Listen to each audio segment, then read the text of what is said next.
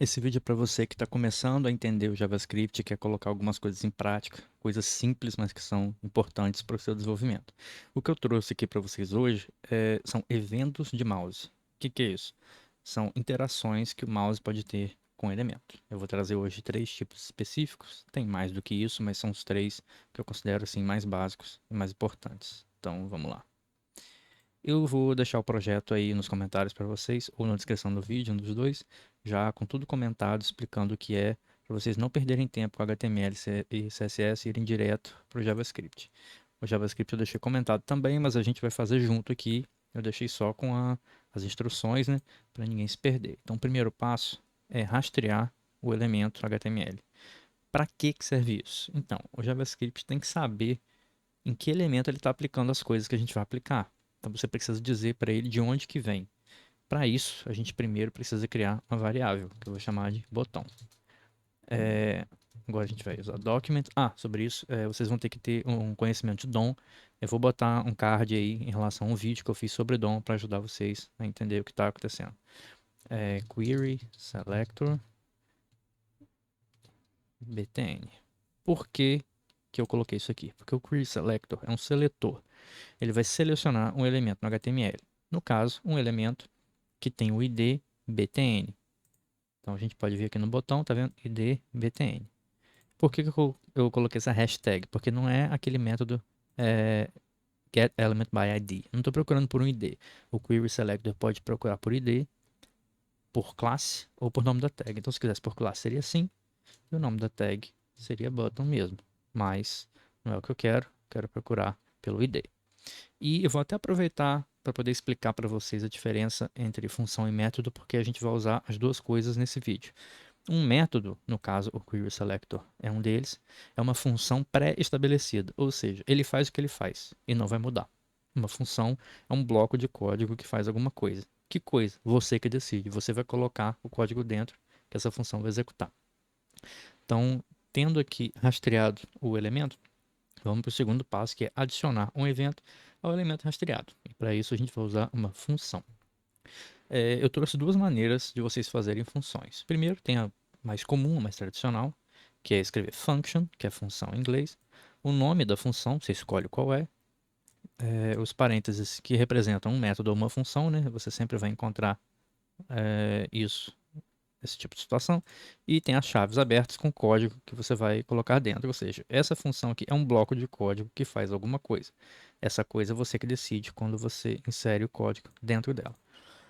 E tem um outro tipo de função que chama arrow function. Se a gente for traduzir aí ao pé da letra, é função de flecha. Por quê? A gente não bota o nome function em nenhum nome da função. Nome function não, né? Mas enfim. A gente coloca os parênteses com a setinha, que parece uma flecha, por isso arrow, e as chaves abertas. E aí você coloca o código dentro. É uma maneira mais simples, mais limpa. Você digita menos e faz a mesma coisa. Por que isso existe? Porque se você quiser fazer uma referência a uma função, chamar ela dentro de um outro arquivo JavaScript ou dentro de uma outra função até, aí você vai ter que dar um nome. Você está chamando qual? Você precisa definir que função é essa que você quer chamar. A gente não quer chamar nada, vai ser uma coisa mais simples aqui. Então eu vou usar arrow function, porque a gente só vai usar uma vez e acabou. E o código fica mais ou menos assim: é o elemento, que elemento? O botão, então a gente já coloca aqui, botão, ponto. Add event listener, já está completo aqui para mim. Abre os parênteses e string. String por quê? Aqui a gente vai colocar o tipo de evento. Hoje eu vou trazer três tipos. O primeiro que eu quero mostrar para vocês é o evento de clique. Não é clique, tá? É click em inglês mesmo, senão não funciona. Então, vírgula e depois função. Que função? No caso, a arrow function que eu vou usar, mas vocês podem usar essa primeira maneira normalmente, não tem problema. Então é só replicar esse padrão aqui. Parênteses, seta, chaves e abre elas. Agora, o que eu quero fazer com isso? Eu quero mudar o conteúdo de texto do botão. Está escrito clique aqui. Quero mudar isso quando eu clico. O que eu posso fazer? Eu quero mudar o conteúdo de quê? Do botão. Então, vem aqui, botão, ponto. Eu quero mudar o conteúdo de texto. Então, text content, que é literalmente isso em inglês, conteúdo de texto, igual. Aí você tem que colocar string, porque texto é string. E eu vou colocar aqui clicado. Vamos ver se funcionou. Aí, funcionou. Só que agora eu quero um pouco mais. Eu não quero só clicar e mudar o texto dele. Eu quero que ele volte ao normal, por exemplo. Tem algumas maneiras diferentes de fazer isso.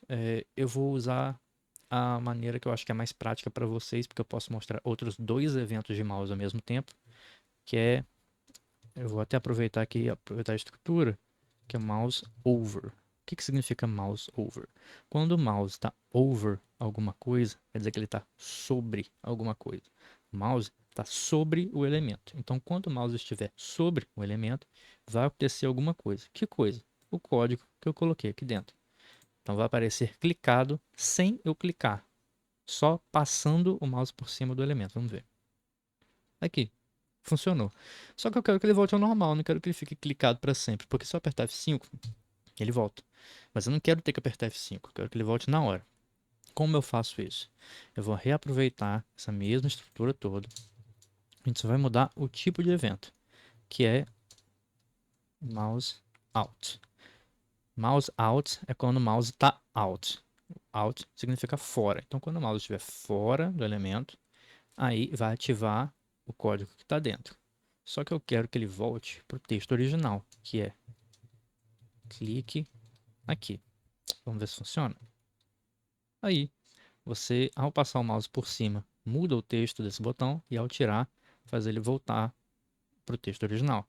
Isso é uma coisa muito básica, muito simples, mas é muito importante, especialmente para quem está começando, porque tudo pode parecer muito nebuloso, muito complicado. Por exemplo, né, nessa coisa de diferença de função e método, como eu expliquei, pode parecer meio confuso, mas agora espero que esteja claro. E é isso.